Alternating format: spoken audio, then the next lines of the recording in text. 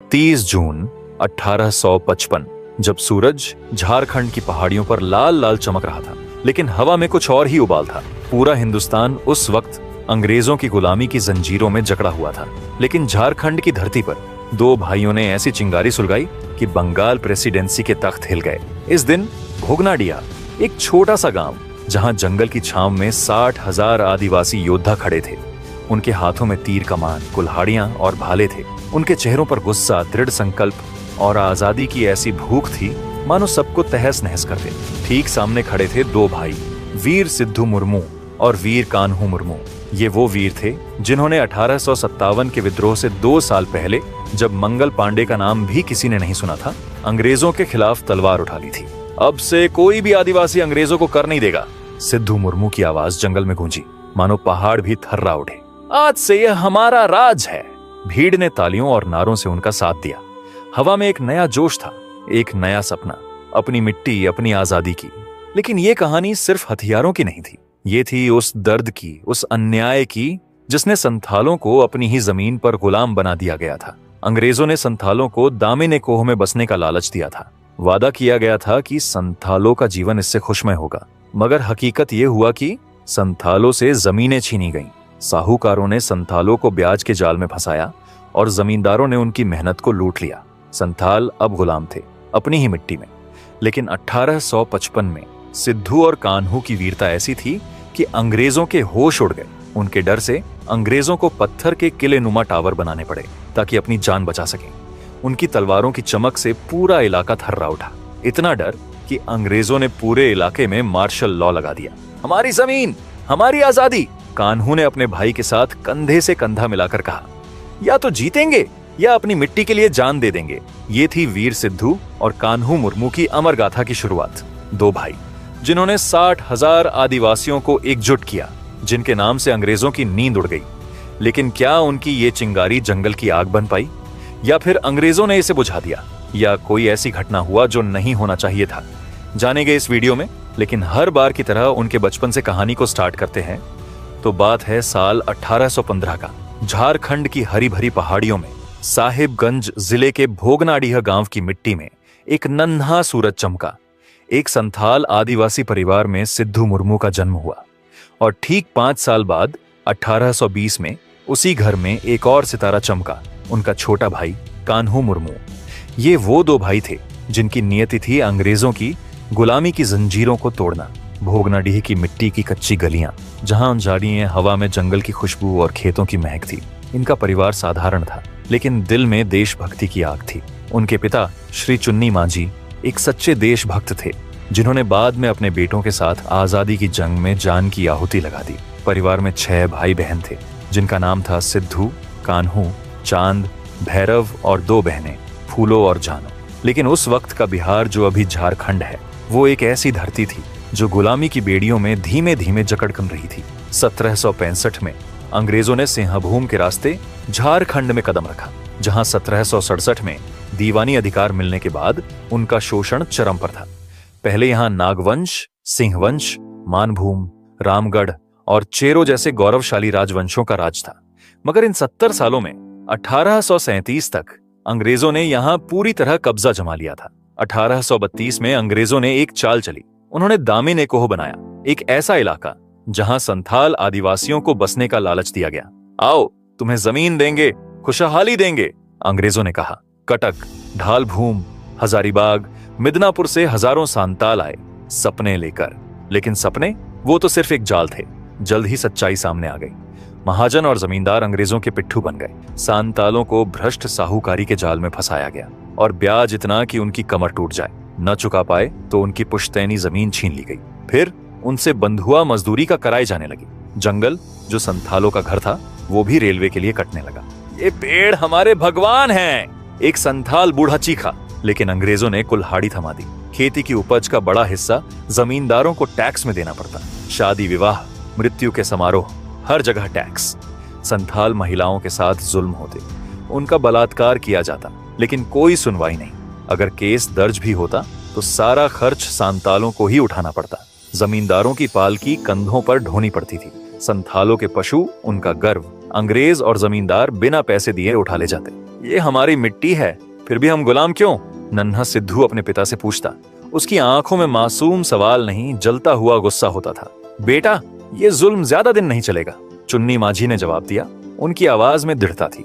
हमारी धरती हमारी है और इसे हम वापस लेंगे। पर असली आग तब लगी जब उनकी बहन बेटियों को घसीट घसीट कर ले जाया जाने लगा। अंग्रेजों और साहूकारों जवान लड़कियों को पकड़कर ले जाते थे, झोपड़ियों से, जंगलों से, खेतों से, और सुबह उनका बदन टूटकर लहूलुहान किसी झाड़ी में मिलता था। गांव में एक सन्नाटा छा जाता था। ना कोई कुछ बोलता, ना किसी में हिम्मत बची थी। हर बार एक नई लाश, हर बार एक नई चुप्पी। लेकिन सिद्धू और कान्हू अब बच्चे नहीं थे। उनका बचपन यही देखते देखते क्रोध में उमड़ गया था। बहनों की चीखें, माओं की चुप्पी और बापों की टूटी कमर। हर जुल्म, हर बलात्कार ने उनके दिल को बच्चा नहीं, बारूद बना दिया था। बचपन में ही उन्होंने तय कर लिया था कि ये अंग्रेज, ये जमींदार हमारे दुश्मन हैं। जो हमारी जमीन ले गए, हमारी बहनें छीन ली, उन्हें अब जिंदा नहीं छोड़ेंगे। फिर धीमे धीमे वो समय आ गया जिसका इनको बेसब्री से इंतजार था, और वह दिन था 30 जून 1855 का। भोगनाडीहा गांव की धरती उस दिन कुछ अलग थी।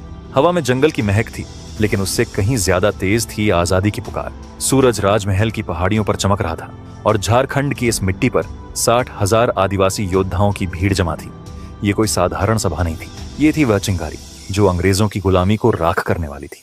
भोगनाडीह की खुली मैदान में हजारों संथाल अपने तीर कमान, कुल्हाड़ियां और भाले थामे खड़े थे।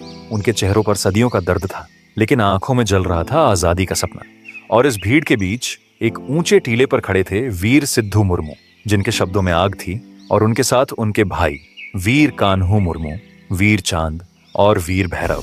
ये 4 भाई थे जिनका जन्म ही जैसे इस दिन के लिए हुआ था। बचपन से ही वीर सिद्धू और वीर कान्हू ने अपनी आंखों से जुल्म देखा था।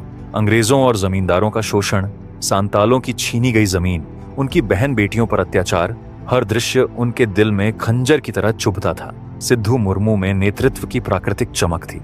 उनकी आवाज में जादू था जो हर सुनने वाले को मंत्र मुग्ध कर देता। कान्हू का स्वभाव क्रोध और तेज से भरा था, जैसे कोई तूफान जो रास्ते में आने वाली हर चीज को उड़ा ले जाता। चांद और भैरव वे युद्ध के मैदान के शेर थे, जिनके भाले दुश्मन के सीने को चीरने के लिए बेताब थे। एक रात वीर सिद्धू के सपने में संथालों के पवित्र देवता मारंग बुरु प्रकट हुए। उनकी आवाज गूंजी मानो जंगल की हर पत्ती कांप उठी। सिद्धू, तुम मेरे चुने हुए योद्धा हो, अपनी मिट्टी को जुल्म से आजाद कराओ। उठो और अपनी प्रजा को एकजुट करो। तभी सिद्धू की आंखें खुली और उनके सीने में एक नई आग जल उठी। उन्होंने अपने भाइयों को बुलाया। हमें मारंग बुरु का आदेश मिला है, वीर सिद्धू ने कहा। अब वक्त आ गया है, हमें अपने लोगों को गुलामी की बेड़ियों से मुक्त करना होगा। वीर कान्हू ने मुट्ठी बांधकर जवाब दिया, भैया, अब या तो आजादी या फिर इस मिट्टी में हमारी लाश।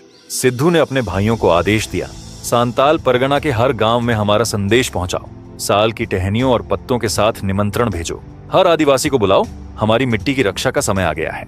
इसके बाद 400 गांवों में संदेश पहुंचाया गया। साल की टहनियां हर घर तक गईं और हर टहनी चीख रही थी, वीर सिद्धू, राजा ने महासभा बुलाई है, अंग्रेजों की गुलामी खत्म करने का वक्त आ गया है।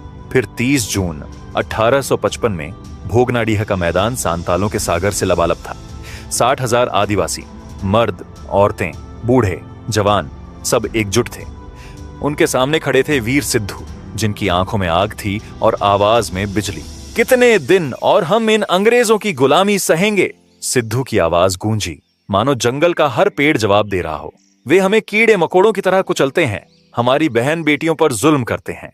जब हम न्याय मांगते हैं तो हमारी आवाज दबा दी जाती है। लेकिन अब बस, अब हम चुप नहीं रहेंगे। भीड़ का जोश आसमान छू रहा था। हमारी जमीन, हमारा राज, लोग चीख रहे थे। सिद्धू ने हाथ उठाया और सन्नाटा छा गया। फिर उनकी आवाज फिर गूंजी, आज से संथाल परगना में कोई दिकू, न अंग्रेज, न जमींदार, न जागीरदार हमारी मिट्टी पर राज करेगा। आज से कोई आदिवासी लगान नहीं देगा, कोई अंग्रेजी हुकूमत का आदेश नहीं मानेगा। तीर, धनुष, कुल्हाड़ी, फरसा तैयार रखो। अब हम इन जालिमों को मौत के घाट उतार देंगे। उस पल संथाल परगना की धरती ने एक नया इतिहास लिखा। वीर सिद्धू ने आजादी का ऐलान कर दिया। 4 भाइयों ने जिम्मेदारियां बांटी। सिद्धू बने राजा, जो मुख्य नेता थे। कान्हू और चांद बने उनके मंत्री, जो रणनीति और संगठन संभालते। और भैरव, वो शेर जो सेनापति बनकर युद्ध के मैदान में आग बरसाने वाला था। फिर 7 जुलाई 1855 को झारखंड की धरती पर आग सुलग चुकी थी। भोगनाडीह की महासभा के बाद सांताल परगना की हवा में बगावत की गंध थी। जंगल की हर पत्ती, हर पेड़ मानो वीर सिद्धू मुर्मू और वीर कान्हू मुर्मू के संकल्प को दोहरा रहा हो। उस दिन संथालों ने एक ऐतिहासिक कदम उठाया। सभी आदिवासी कामगारों ने अंग्रेजों और जमींदारों के घरों में काम करना बंद कर दिया। ये था असहयोग की पहली चिंगारी, जो जल्द ही जंगल की आग बनने वाली थी। संथाल परगना के गांवों में सन्नाटा पसरा था। जमींदारों के हवेलियों के बाहर खेत खाली, उनके घरों में चूल्हे ठंडे। कहाँ गए ये संथाल? एक जमींदार ने गुस्से में चीखा, लेकिन जवाब में सिर्फ जंगल की खामोशी थी। ये खामोशी कोई कमजोरी नहीं थी, ये था तूफान से पहले का सन्नाटा। फिर दिघी पुलिस स्टेशन में, जहां अंग्रेजों का पिट्ठू दरोगा श्री महेश लाल दत्त बैठता था, साहूकारों और जमींदारों के इशारे पर उसने एक खतरनाक कदम उठाया। वीर सिद्धू और वीर कान्हू को गिरफ्तार करो, उसने अपने सिपाहियों को हुक्म दिया। लेकिन उसने नहीं जाना कि वो आग से खेल रहा था। फिर 7 जुलाई की दोपहर संथाल योद्धा तीर कमान और कुल्हाड़ियां लिए दिघी पुलिस स्टेशन की ओर बढ़े। दरोगा महेश लाल दत्त ने अपनी बंदूक संभाली, लेकिन उसकी आंखों में डर साफ दिख रहा था। इन जंगली आदिवासियों को सबक सिखाओ, उसने चिल्लाया। मगर संथाल योद्धा कोई गुलाम नहीं थे। एकाएक संथालों ने स्टेशन पर धावा बोल दिया। तीरों की बौछार, भालों की चमक और कुल्हाड़ियों की गड़गड़ाहट। दरोगा और उसके सिपाहियों ने मुकाबला करने की कोशिश की, लेकिन संथालों का गुस्सा बेकाबू था। ये हमारी मिट्टी है, एक योद्धा चीखा और उसका भाला दरोगा के सीने में उतर गया। पलक झपकते ही श्री महेश लाल दत्त और उसके सिपाही मिट्टी में मिल गए। ये था संथाल विद्रोह का पहला खून। समकालीन इतिहासकारों ने इसे लिखा। महाजनों, जमींदारों, पुलिस और उनके भ्रष्ट गठजोड़ का ये उचित बदला था। संथालों ने साफ कर दिया कि अब वे चुप नहीं रहेंगे। दिग्घी की इस घटना ने अंग्रेजों की नींद उड़ा दी। ये कोई छोटी बगावत नहीं थी, ये थी अंग्रेजी हुकूमत के खिलाफ खुली जंग। वीर सिद्धू, वीर कान्हू, वीर चांद और वीर भैरव के नेतृत्व में संथाल योद्धाओं ने तालडंगा से सानीथिया, बर्दवान से भागलपुर और राजमहल तक आग लगा दी। हर गांव, हर जंगल, हर पहाड़ी सांतालों की हुंकार से गूंज रही थी। हमारी जमीन, हमारा राज। योद्धाओं की तलवारें चमक रही थीं। उन्होंने मेजर एफ बरोज और उनकी सेना को धूल चटाई। लेफ्टिनेंट श्री टॉलमैन को मौत के घाट उतार दिया और दर्जनों अंग्रेज अधिकारी और सिपाही संथालों के भालों का शिकार बने।